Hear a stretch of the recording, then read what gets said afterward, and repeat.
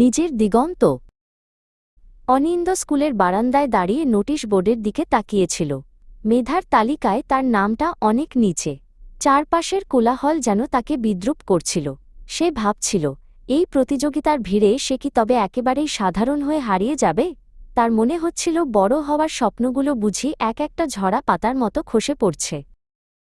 Class শেষে অনিন্দ একা সিঁড়িতে বসেছিল। তার হাতে একটি পুরনো স্কেচবুক। সেখানে সে পাহাড় আর নদীর ছবি আঁকতে ভালোবাসে, কিন্তু গণিতের কঠিন সূত্রের চাপে তার সৃজনশীলতা যেন দম বন্ধ হয়ে মরছিল।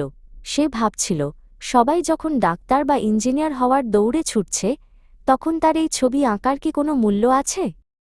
ঠিক সেই সময় দিগন্ত তার পাশে এসে দাঁড়াল। দিগন্ত অনিন্দর চেয়ে 1 বছরের বড় এবং স্কুলের ডিবেট ক্লাবের ক্যাপ্টেন।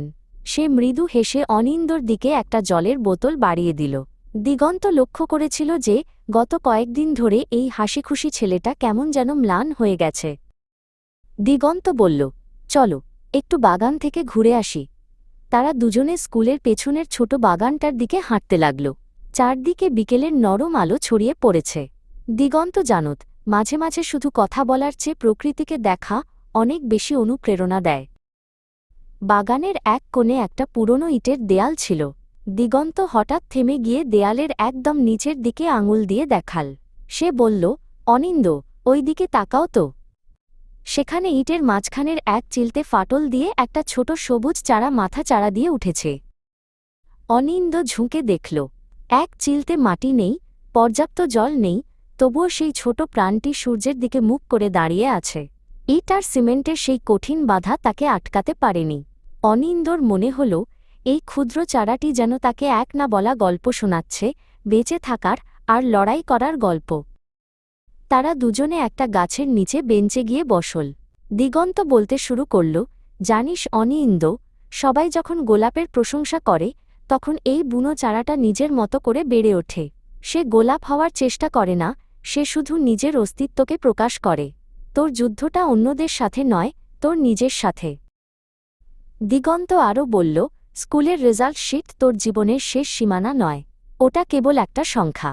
তুই যেটা ভালোবাসিস সেটা যদি মন দিয়ে করিস, তবে একদিন জগৎ তোকে তোর কাজের মাধ্যমেই চিনবে। নিজের প্রতি বিশ্বাস হারাস না। কথাগুলো বলতে বলতে দিগন্ত আকাশের দিকে তাকাল, যেখানে সূর্য ডুবছে। সেদিন রাতে অনিন্দ অনেকক্ষণ তার পড়ার টেবিলের সামনে বসে থাকল। সে তার ছবি আঁকার খাতাটা বের করল, কিন্তু এবার আর বিষণ্ণ মনে নয়। সে তার আঁকা ছবিগুলোর পাশে গণিতের জ্যামিতিক নকশাগুলোকেও মেলাতে শুরু করল। সে বুঝতে পারল, সৃজনশীলতা আর পড়াশোনা একে অপরের শত্রু নয়, বরং পরিপূরক। পরের দিন সকালে অনিন্দ যখন স্কুলের গেট দিয়ে ঢুকল, তার হাঁটার ভঙ্গিতে এক নতুন আত্মবিশ্বাস দেখা গেল। সে এবার আর মেধার তালিকায় নিজের নাম খুঁজতে ব্যস্ত হল না, বরং সে জানত তাকে তার নিজের একটি আলাদা জগৎ তৈরি করতে হবে। দিগন্ত দূর থেকে তাকে দেখে হাসল। সে জানত একটা চারা আজ ডালপালা মেলতে শুরু করেছে।